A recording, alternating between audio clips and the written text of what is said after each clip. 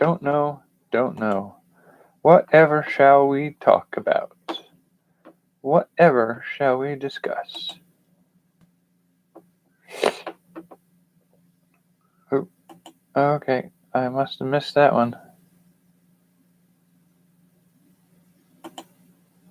Oh, God, tell me you're going to crash this computer now.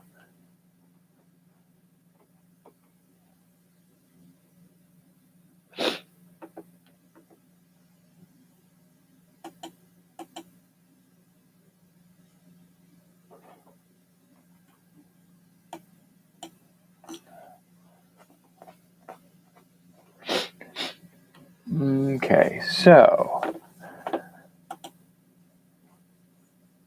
Come on, just do something.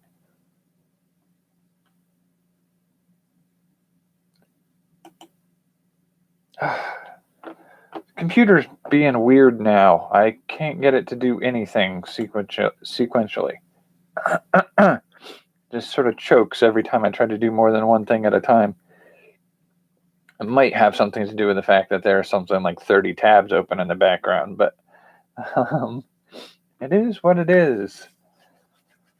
Oh, I am tired. I am cold. Not feeling particularly well digestively.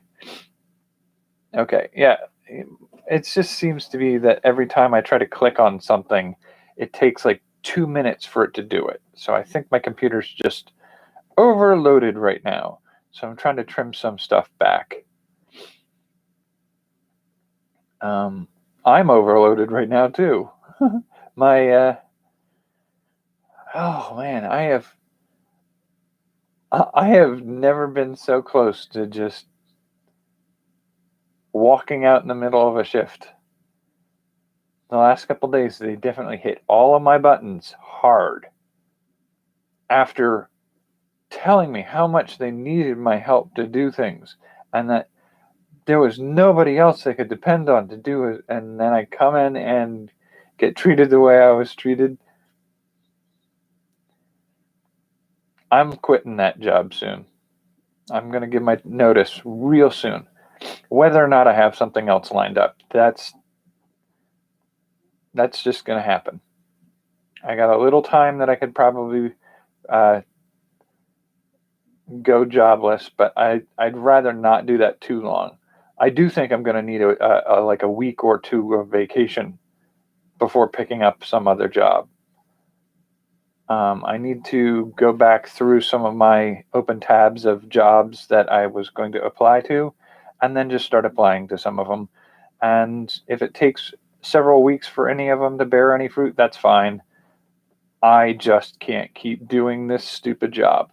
I have worked several jobs in the same field over my last 15 to 20 years. And I have never had a job where the employer just did not have its shit together like this had. This company just does not have its shit together. They are a complete mess. And I can't tell if it's company-wide or just at the particular branch I'm at, but I'm not playing this game anymore. I will not take this load like this. We are a business that has a warehouse roughly the size of a Michael's Arts and Crafts style store. If you've ever been in a Michael's Arts and Craft store or a Joann's Fabrics or something like that, the general size of most of those buildings is the size of the business that we have. And we currently have a in-house staff of 5 people. We have 3 shifts a day from open to close, 7 days a week. That is not enough people to have staff. It's not enough. And of those people that we have on staff now, you need at least one manager and one general worker, because they don't differentiate between the shifts. If you're not a manager, you're stocking, you're doing carts, you're doing register work, you're doing unloading the trucks when they come in, you're doing merchandising, um, returns, customer service. You're doing all those things, and their pay rate is half what you would get at a Target or a Walmart. So they're not going to get anybody else in when they can get a job over at Target or Walmart. But on top of all that, you're doing way more work than you would do at those other locations. We're severely understaffed at the best of times. And right now, our staff is, we had 2 people quit, 2 people out sick, and half of our employees are picking up jobs somewhere else, and they're reducing their hours to one or 2 days a week, 1 or 2 shifts a week. So there's just no sustainable way that this company is going to be able to make this store survive without pumping in outside support into it. So what they've been doing lately is sending in people from other stores to cover shifts. And it's like a temp service almost at that point. And it's really not worth the aggravation. And I don't see any reason why I should continue doing this. The frustrating part for me is, before the pandemic, I had offers from 2 or 3 other companies, 2 or 3 other jobs. I won't call them companies because some of them weren't specifically a company, but I had offers for 2 or 3 other jobs that paid 2 to 3 times as much and gave me the pick of my days. I could pick whatever day I wanted to work. And I didn't do that because the shift over to those would have been an adjustment period. And I thought I was going to be able to make what I was doing at this current company work, but it is not worth the time. Now, some of those positions that I had offers for before might still be open. I can look into them, but I don't know. I kind of just want 2 to 3 weeks off. I want not to work for a little while and give myself a little bit of time to sort of heal from the abuse, and then return to the work environment in a different field. I need to get away from where I am. And some of that is affected by pandemic stuff, but I mean, not in a way that's completely unsurvivable. It's just like I can't imagine what is going through their heads. The amount of effort, and I think that's one of those things where, like, the book we were working on, the Book of Wrongs, has discussion of logical fallacies and things like that. And one of those fallacies is the sunk cost fallacy. The idea that I put a lot of time and effort into this thing, and I'm not going to give up on it until I see some kind of return on that time and effort. Well, I've put a lot of time and effort into this job, and I have resisted walking away from it until I could get some kind of sense that I got something out of it. And I feel like at this point, I need to acknowledge the fallacy that that's ever going to happen. I need to stop thinking about this as something that's ever going to have a useful or justifiable return. I need to figure out what steps I need to do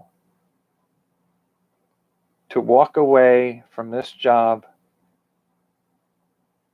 the best I can walk away from it. And from there, give myself a little bit of recovery time, if it's possible. I'm gonna put in some applications at a few other types of jobs, and if one of them says, yeah, like if you want to start next week, then let's do this, then I may just take that opportunity. But I feel like I really, really feel like I need that time off. That recuperation time is very needed. Yeah,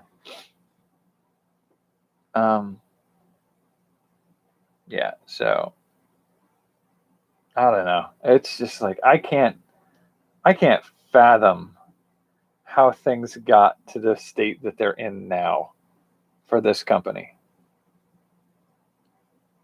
Like, you have to really screw things up at all steps along the way to hit the point that we're at right now.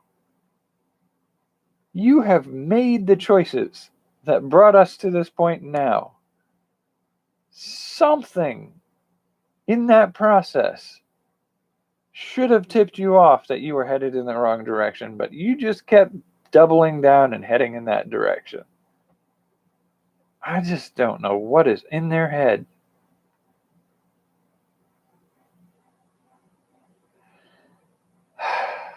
All right, so I mean, my feeling for this week is, going into this week, I need to make sure I get all the paychecks that I'm owed. And then that's a whole nother topic. And then touch base with some of my coworkers and see where things stand with some of them. And then I'm going to see, like, I forget where we even are in the course of the month right now.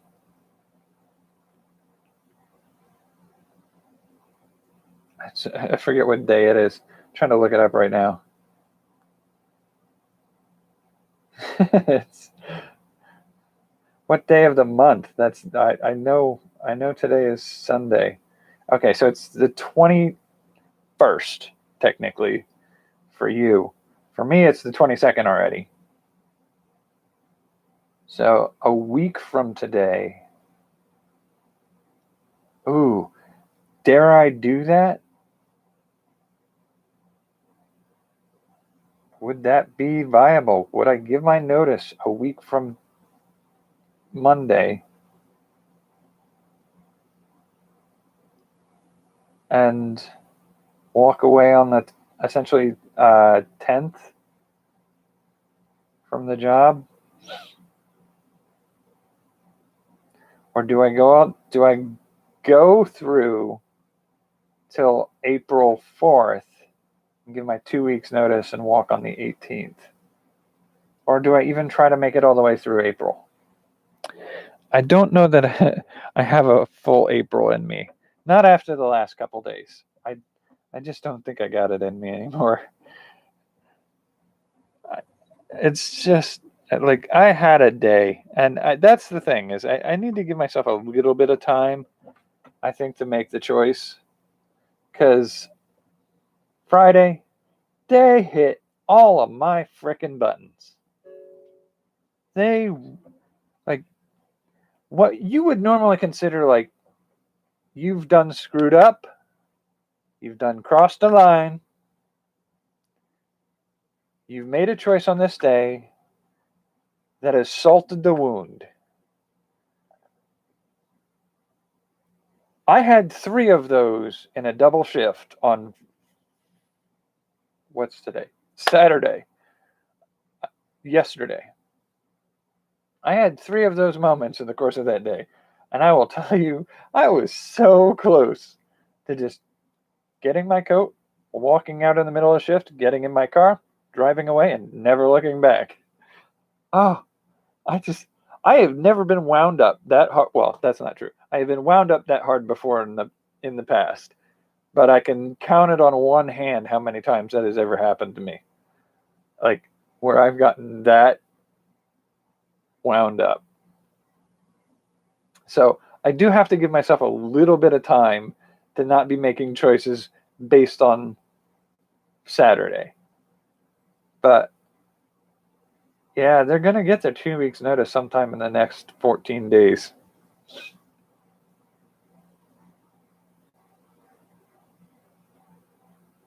I honestly have no idea what they're going to do without me. That place is going to fall apart. Holy crap. They are literally going to be without half of their staff the day I leave. Oh, that's so stupid. But there's got to be something out there that's better for my mental health, my time, and my budget, because this is not tenable anymore. So what I'm hoping to get going forward, and we'll see how much of that is viable, is more pay for less hours. So I'm looking to roughly equal what I get for pay from this job that I'm doing right now in half as much time, or 2/3 as much time. So hopefully at that point, I won't be pulling weeks solid of like no day off, double shifting. Like I can do single shifts for 4 days a week and earn as much as I'm getting right now. That's enough to make it so that I can survive each month and a little extra into savings and maybe some investing. That would be ideal. Getting to that point where fewer days per week, fewer hours per day gives me the opportunity to do more work on projects that I want to do. I would very seriously like to do some of my art projects that I want to try to do, but step on changing this channel up a little bit towards the quickie reviews and some of the fun that can be had in some of that. And from there, hopefully, like the thought of making it through April with the company gives me a little bit of that leeway so I could take all of May off to work on some projects, because May is photography month. I think I could probably do that one fairly well.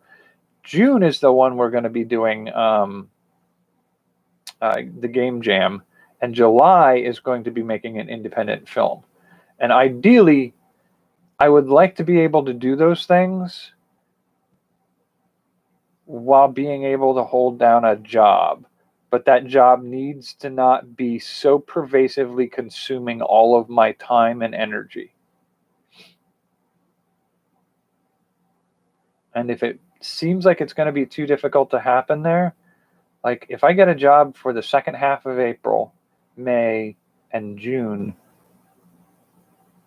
maybe I'll walk on the end of June to give myself time to do my own stuff for a couple more months before fall sets in and I can get a retail job in some other environment. Well, I still don't think I'd ever want to do a retail job. I'm hoping going into fall that I can actually sell off some finished versions of artwork and board games. Like here's the thing. My artwork,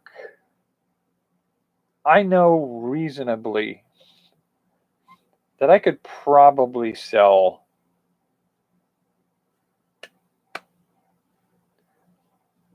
2 or 3 paintings a month if we could find a way to get into the market where we get the notice.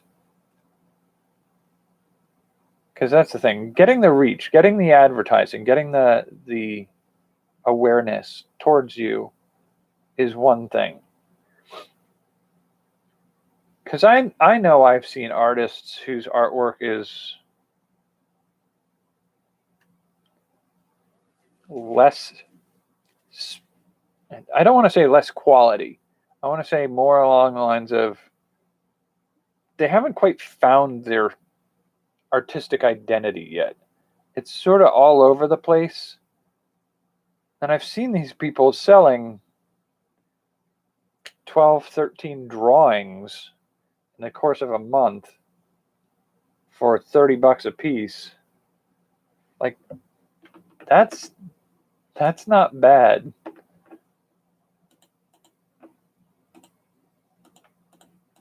That's $360 just for some drawings. And like, I feel like if I could do that much from my artwork, I could drastically reduce the demands on my time from other formats. So like, if I could do paintings and board game design and independent film, photography books, writing novels, like, if I can make, heck, I mean, it's doable. I mean, if I made $1,000 a month from creative venues,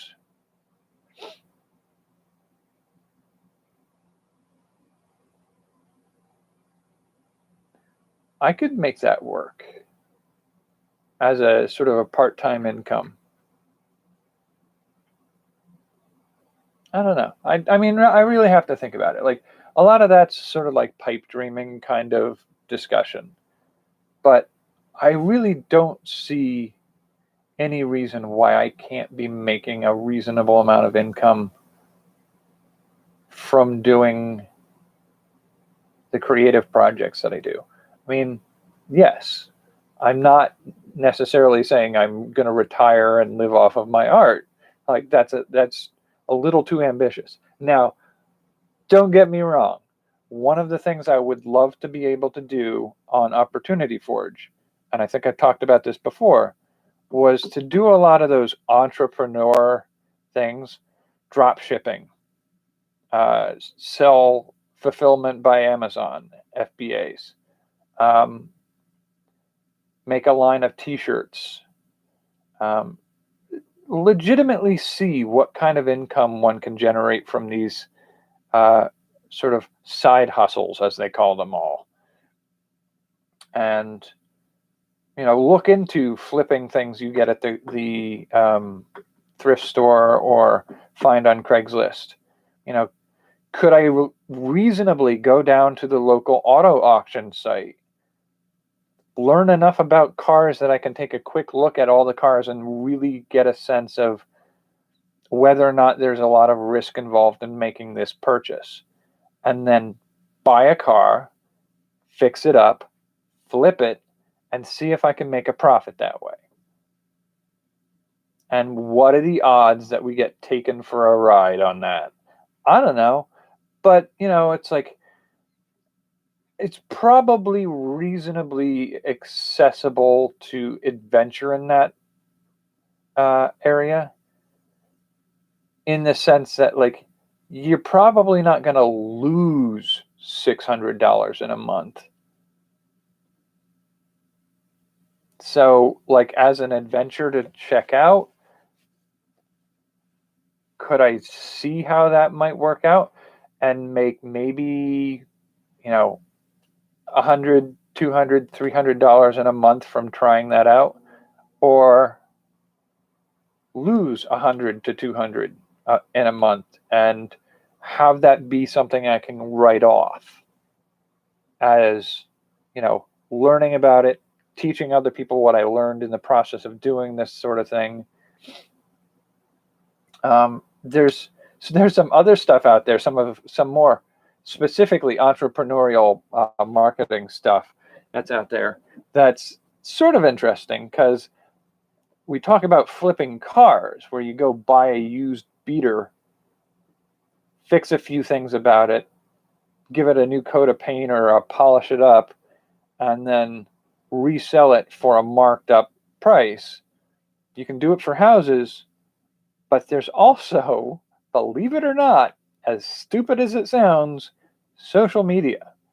You can go out there and for like $13 to $50 buy a used Twitter account, a Snapchat account, a TikTok account for $13 to $50 that has a following of several thousand people on it. Use that channel to grow, work it and grow it more, then resell it for a marked up value. There are people who do that. Is it a viable source of income? Don't know. It'd be worth playing at to find out. There are people out there who find merchandise on like Alibaba or things like that for $3 to $5 and then make a Shopify account and sell through their Shopify store that item that they haven't even purchased yet. And so when people make an order of 5 to 12 of them, you put an order in with Alibaba for 5 to 12 of them and put the address to the customer in it, and you pocket the income on. Now, this is, you may have heard about the GameStop stock thing. This is essentially doing something very similar, where in that case you had people who borrowed. They essentially sold other people's stocks. They said, I'll borrow these stocks in GameStop and I will sell them on the side for $13. And then when the company starts to fail, I'll buy them back at $9. And then I'll give them back to you because I never actually bought them from you. I will give them back to you, and you will give me back the $13 I gave you for them. Why anybody does this, I cannot even fathom. Like, if you owned GameStop stock, and somebody gave you $13 for it, and then they sold it, bought it back for $9, and then gave it back to you, and you give them back their $13, that doesn't seem like a smart business choice. Your stock that you had started at $13, ended at $9, and you saw no income from that opportunity. But the person in the middle made money off of you. It seems like a poor choice. But at any rate, that's essentially what we're talking about here is Shopify shops are sort of like, you don't own anything. You're selling things you don't own. And when people buy those things, you buy and ship them to them. You sell it to them for $10. You buy it for $5. You pocket the difference. That just seems like, it's not, but it is apparently what some people say is a way to make a fortune. Do I believe it? Not really. But I kind of want to, test it, to explore that opportunity. Is it going to cost me anything to really do that a lot? Probably not much. It won't cost me more than $100 to dabble in it for a month or so. There's people out there that talk about how they made $1 million in customizing t-shirts or something like that. And they'll tell you how to go on to a service and make a custom line of t-shirts or some silliness like that. And I say silliness, you can make some money doing that. I don't imagine you're ever going to make a living doing that. Not at first. Not unless you build a brand that has a following, has a big audience to go for. And that's the thing I want to sort of avoid doing, because it's like a cheat. I don't want to call him out on it, and I don't want to imply that he's being dishonest or anything like that. But there's a YouTuber out there called Alex Steele, and he did a video a while ago that was sort of like sponsored by a website platform. I think it was Squarespace or something like that. And it was about how in a day he's going to build a business using Squarespace or whatever it was. And so he opened up a Squarespace website, built a website, or maybe it was a week or 3 days or something like that. But so he built a website, tried to figure out what he was going to sell as a product on that website, used his Forge business, which he already had. So he didn't start that from the ground up, and designed a product, a thing that already exists, but he's going to forge it by hand from materials in his workshop.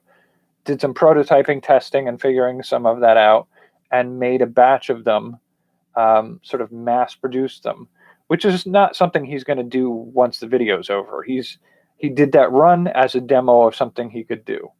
And I don't think something like that is sustainable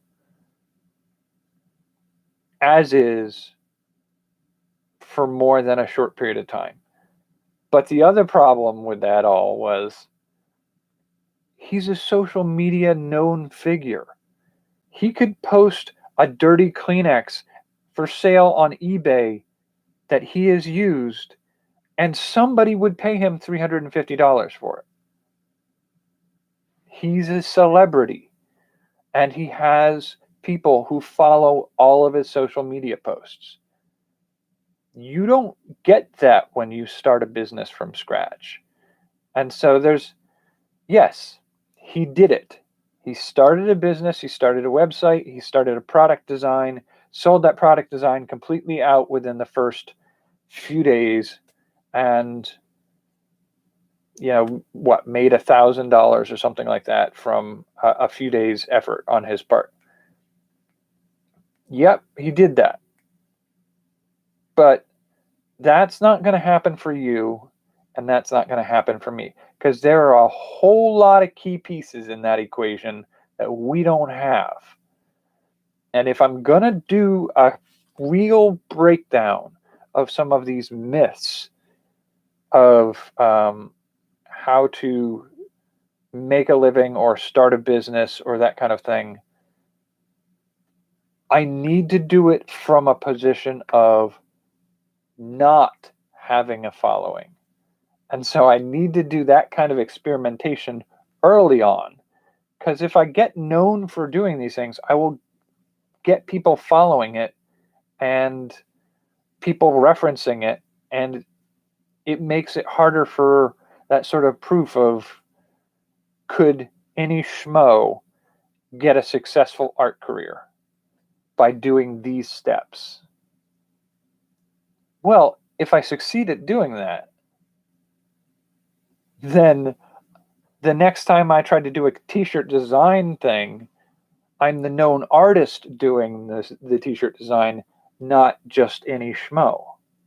So I not only need to do it early on and need to do it kind of clandestinely, but in most of those cases, I'm probably going to end up using a pen name or a pseudonym, because I need to do it as somebody else if I'm going to keep them separate. And that's the risk. If any of these things, like, I'm not going to say any of them are, but if any of them succeed in even a small amount, they taint the results for the next experiment. And I mean, I have to avoid the taint. Can't believe I said that. I have to avoid the mixing and lack of validation for the test sample that can be a consequence of mixing in pieces that not everybody else has access to. And so, like, legitimately, it's going to be a question of like there's a couple people out there right now who are doing like A Millionaire shows how they can get started from zero again and work all their way up. But they're not starting from zero. Their rent is taken care of. Their car payments are taken care of. Their food budget is taken care of. Their costs of living are zero. So when they go out and they buy a car and they flip it, they count the entirety of that as profit. So they make $360 from flipping a car. So they count it as $360 made. But it took them 3 weeks between, setting out to find a car, finding a car, buying the car after a few failed attempts with other cars, getting the car inspected, figuring out what you need to do to get it up to grade, fixing it, and then selling it for the profit on top of, the rest of it's paid for in the sale price. So the fixing, the costs of everything are paid for, and then you make a profit on it. That's cool. It took you a month. That's your month's pay. You got $360 for a month's pay. Is that going to pay your rent? Is that going to pay your food? Is that going to pay any of your utility costs? No, not really. Not anywhere in the United States can I think of where that's going to work. So if it takes you 4 weeks to buy and sell one car, and all you're going to get is $360 to $400 from it, then it sounds like a great way to make money, but it's not. Not unless every day you're out there buying a car and it's at a different step in the process behind the first one that you did.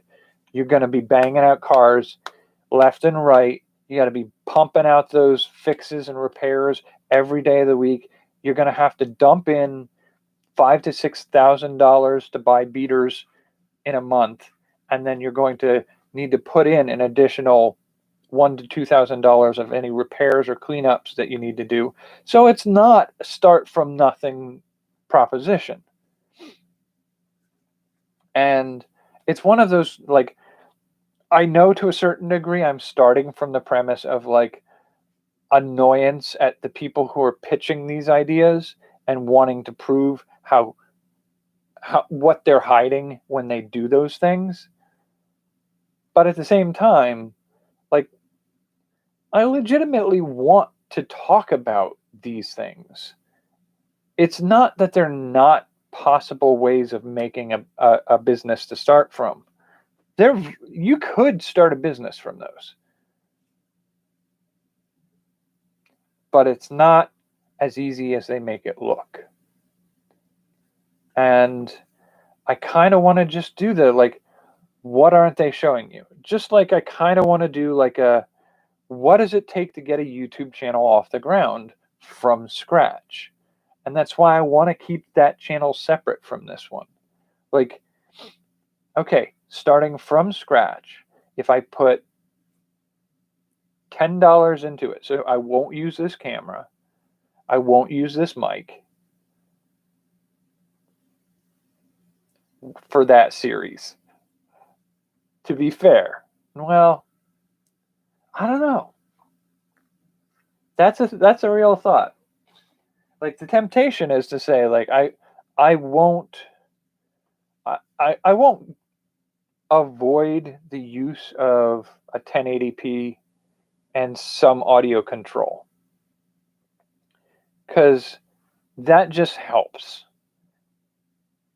But if we want to do this for real, I think it feels better to do all the first videos from scratch. First one out, on after that, using absolutely nothing spiffy. So, I mean, I sort of feel like it's almost cheating to use my cell phone, but it's only almost. I think I paid $60 to $80 for this. This is a track phone. I bought it at Target for less than $100. This can be my internet. This can be my camera, recording, can be my audio file. Whew, that would be really tough. I don't know if I'd do the first one like that. I think I want to do the channel art, like the channel trailer channel, or channel trailer video a little bit better. I don't know. Am I being too nitpicky there?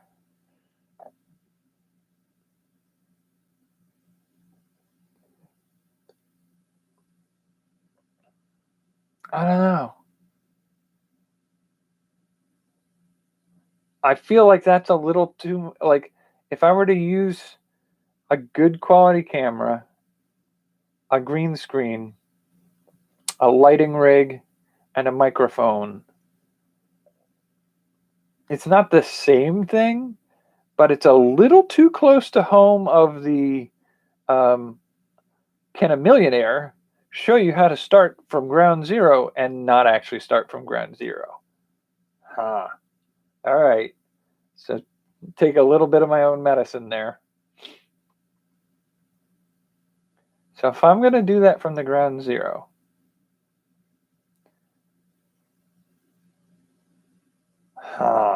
that's tricky.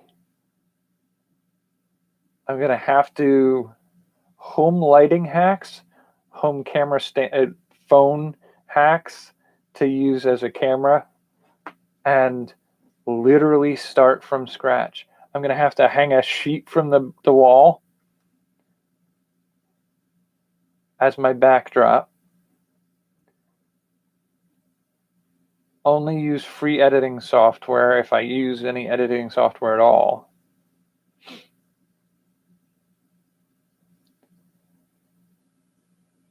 And just, I mean, almost, not quite. I was going to say almost just a live stream video intro to the channel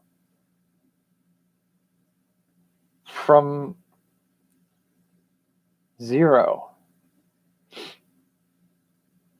And figure out from there. Okay, so I think we'll probably have to resort to going over this on Tuesday. But from there, I think it would be having to plan out a little bit more along the lines of what sequence to do the videos in. So first video would be something like, this is my first video, 0 subscribers, 0 budget other than starting with my phone, 0 devices. How fast and how high can we get a channel to go in 60 days? I feel like going from 0 to 60 is half the fun of doing this. 0 to 60, build a channel. 0 to 60, 60 days would be something like a 0 to 60 Shopify channel. 0 to 60, those types of things. Like, what can we do in 60 days to change things for the better? So my finances, starting businesses, income streams, a YouTube channel, learning new skills, all of those things, 0 to 60.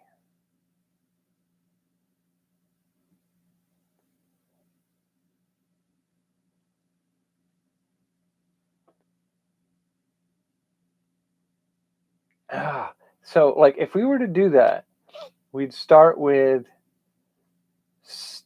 in 60 days, how far could we get into learning new skills? So, I imagine in 60 days, I can learn some juggling, um, those types of things. So, those types of things aren't going to be hard pressed for a 60-day limit. But I feel like half the fun of that is seeing the screw ups.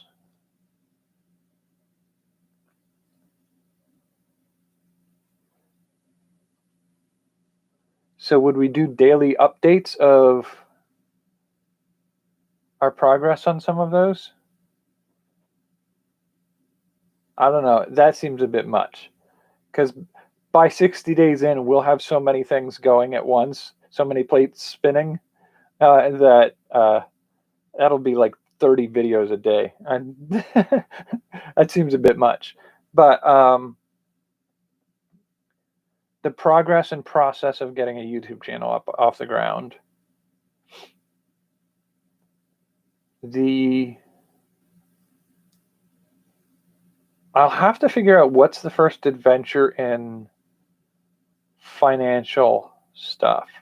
Like, because there are things like, do you invest in cryptocurrencies? Do you use like Robinhood or some of those other services to invest in the stock market? Do you start a business, try to make some income there? Do you put some money into investments with um, real estate? Like, I know there are ways you can invest a small amount of money into a real estate investing group and get returns on those investments.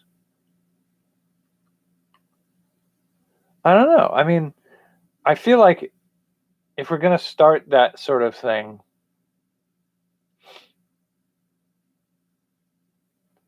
you have to start from 0 to 60.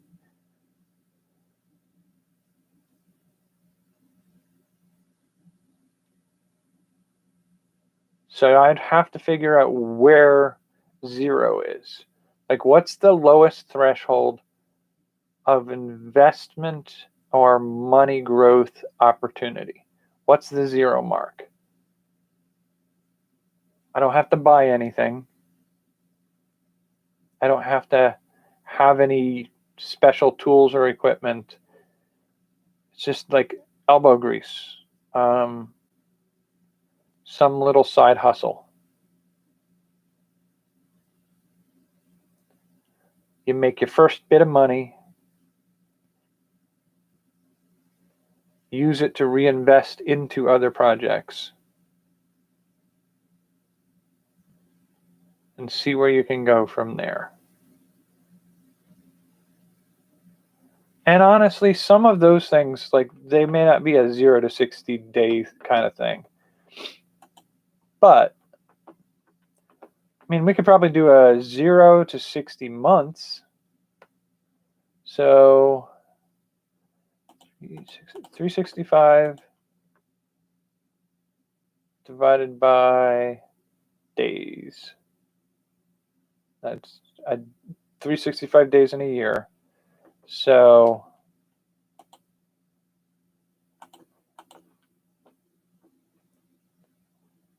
$60 months.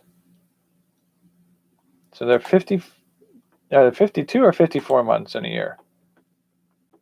Not weeks in a year, excuse me, not months. Phew, my brain's fried. Okay. 365 divided by 7 equals 52.14. So 52 weeks in a year. So 60 times 7, it's 420 days. minus a year, 365, gives you 55 days.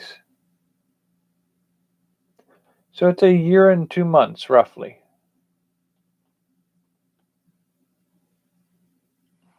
So a year and 2 months. So if I start in June, it would be the end of August or start of August, depending on when I start in June. That would be 60 weeks. So a 60 weeks, 0 to 60 weeks as the long-term financial goal.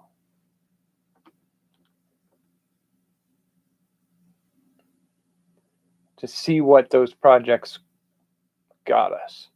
So like whatever elbow greasy kind of start from ground zero gig that I do to earn the money to reinvest in the next project that gets it off the ground faster and easier. And then help some of that snowball upwards. 60 weeks later, where have we gotten with it? And that's from the groundwork of acknowledging and understanding that I'm going to need to do all of that on the side of a day job that meets my financial security needs for the time. Because, like I said, that idea that these people have their food, housing, transportation, phone bills, electricity all taken care of already, and they're pretending that like their little 4-week adventure of buying and selling a car on the side is what, pure profit. No, it's not. Like, you're not doing that full time. You have a full-time job to sustain you, and you're doing that on the side, which means you have to account for the fact that you're doing that amount of work on a very, very part-time basis. So the amount of work you're putting into a week to get by and do that is more than what's being made out to be. So I feel like it's important to show that stuff. Like, here's your monthly income. This is what I'm needing to keep my costs of living.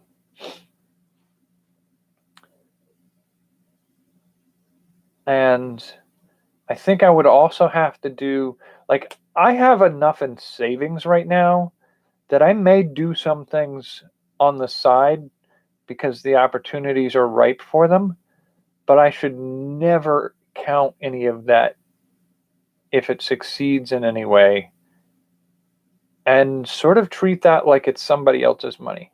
Never to let it touch or interfere with what I'm doing on my projects, and also never let it sustain me in times where other things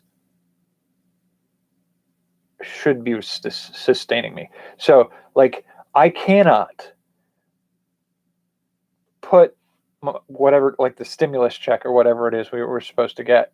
I cannot put a stimulus check into a stock investing account and through smart investing make a 7% return on it, and then use any of that 7% to buy a meal or fill my gas tank at all, ever. I'm not allowed to. That has to basically go in a place where I cannot touch it and never benefit from it. It's got to be a long-term investment to grow on its own thing on the side, and it's never going to play a factor in where I'm going or how I'm living at the time.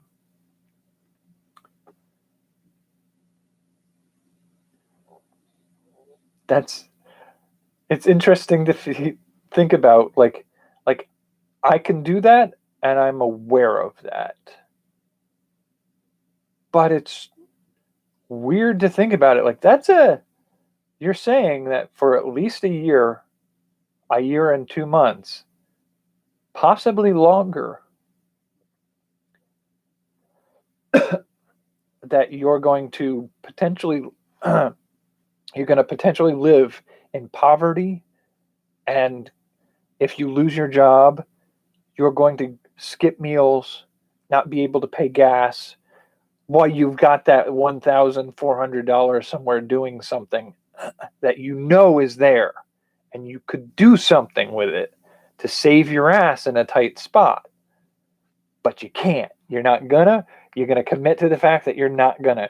If you end up homeless because you can't pay rent for a month, that's because you're not touching that. Like, that's the level of commitment I'm talking about, and it's hard to really realize that that's what I'm thinking about.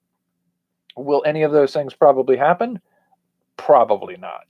But at the same time, making that sort of commitment to it. Oh, that's a really, like, I may have to include that statement in the video of the process that I'm using for it. Like, literally make it clear, this is how we're going to play this. Like, we are not going to play a little loose with the limits. Nope. Full on. If I don't earn it from a paycheck, and if I don't earn it from like a disability benefit, or sell off some of my existing things. Actually, I don't even think I should be able to sell off existing things yet. Like, if we're legitimately saying, like, starting from zero, I do not get to sell off a comic book collection that's probably worth $350. I don't get that because it's not starting from zero. I know I'm probably being way too strict with myself on this, but I feel like it's important to the idea. Like, zero, like, legitimately zero. Do I refer to myself on that channel as John Doe? Like, I get no name, I get no family acquaintances, I have no social circle to build from. I cannot lean on or depend on any of that social currency.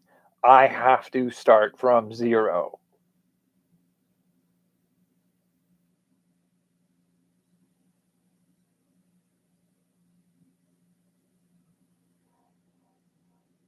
Maybe that's something I do. Now, in all honesty, even starting from zero is not zero. I can pick up a paintbrush and I can give you a rudimentary piece of Art Deco artwork in about 6 hours. I know enough that if I were to take some wood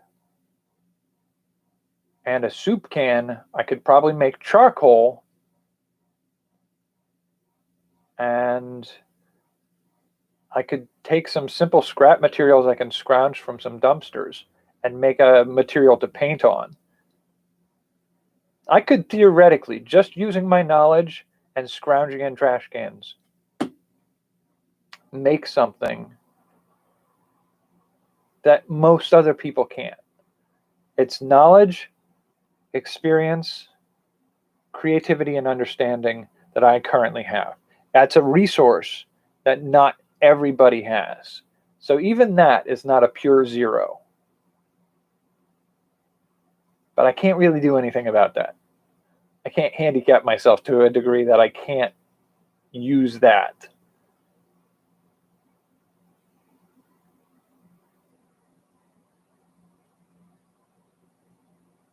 I don't know what to do about that. That might be a little thing that bugs me a little bit in the back of my head for a while. And the caveat, as always, is that even when we get to a point where, 0 to 60, we're 60 weeks in, and we look at it, and where I got isn't where you're going to get. You might do better, you might do worse, you might do the same, but it won't be this exact same. Because that's one of the other funny things about these kinds of things is you have a lot of these people like, this is how I was successful and you can be successful too. Well, see, there's this thing called survivorship bias. Survivorship bias is literally you get to talk about how what you did made you successful, and it did, but 800 other people who did the exact same thing didn't end up successful. You're the one who did the thing and was able to survive with it. There are plenty of other people who did that exact same thing and didn't survive with it. But you naturally equate your success to doing what you did that was successful for you. That doesn't mean that same program is successful. It means that you just were one of the odds pools. Literally, 1 out of 800 people doing this project, 1 out of 801 people doing this project will succeed. It's not because that project is a successful project. It's that the odds just state that 1 out of 801 would do it. You just happen to be that one. And so, like, there's this delusion that we have that I'm successful because I did these things, when you weren't really successful. You were just the expression of those odds working out.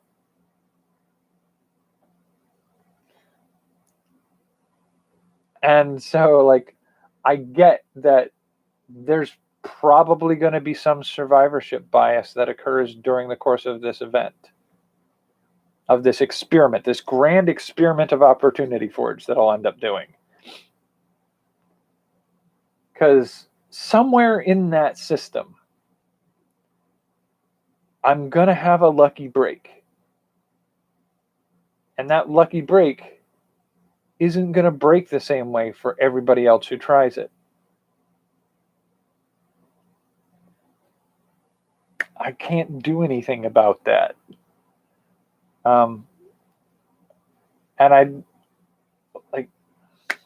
I'd like to think that everything I would do would at least have some repeatability.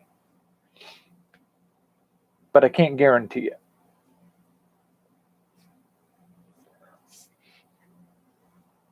But I still want to do this. I still want to do the project.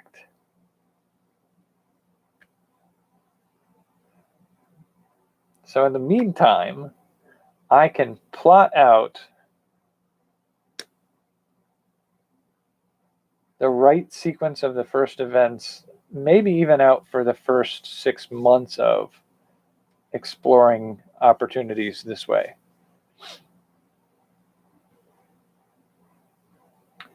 So that's going to take a little bit of research over the next few days, I think, where I'm going to look at what I'm going to do for a YouTube channel, building a YouTube channel from ground zero. And that's going to see where we got in 60 days. And then some of that's probably going to be things like social media.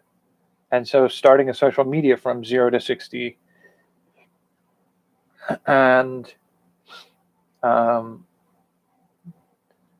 so YouTube channel, social media kind of stuff, roll them together because they're going to co-benefit one another. And then the monetary investment or growing a fortune. And the monthly challenges, I think, I'll also include in there, but they won't be a 0 to 60 thing. They're just a monthly challenge. And then learning new skills, I could probably do a 0 to 60 for those. I give myself 0 to 60 days to learn a skill. So if I'm going to do that and I'm going to start it in June, do I have that much time still? I don't know. I forget where we are in the year at this point. 30 days from April 1st to the 30th. Then May 30th would be 60 days in. And that'd be 2 days before June 1st. And so if I started doing 0 to 60,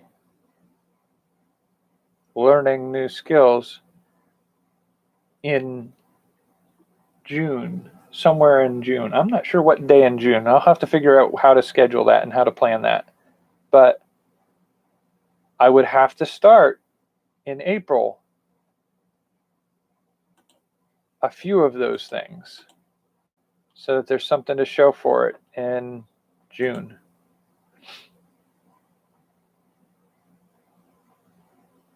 All right.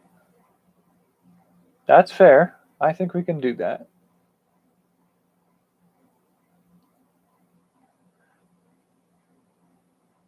I think I'll probably do like the 60-second short video as a trailer for what we're doing, and then a longer discussion of it when we get there. So I'm going to have to start treating the short videos like trailers on Opportunity Forge. Like in 60 days. Like the announcer guy. In 60 days, can one man do ta-da, starting from 0 to 60? Can he do it? That could be just super goofy fun. Yeah, that could be a lot of fun to do. I would love to have a little bit of fun doing projects like that. So do a little trailer and then a video about it. Not like a 10-minute video. Well, maybe 10 minutes, but not much longer than 10 minutes of a breakdown of what we went through and what we learned.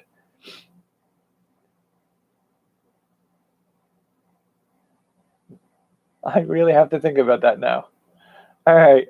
It's 8 minutes past the hour of videoing. So I'm going to call it here for tonight. I will catch you up on Tuesday to any crazy brainstorms that I've had since then. I didn't think I was going to ramble for an hour and 8 minutes tonight, but I guess we did. So for now, take care and good night.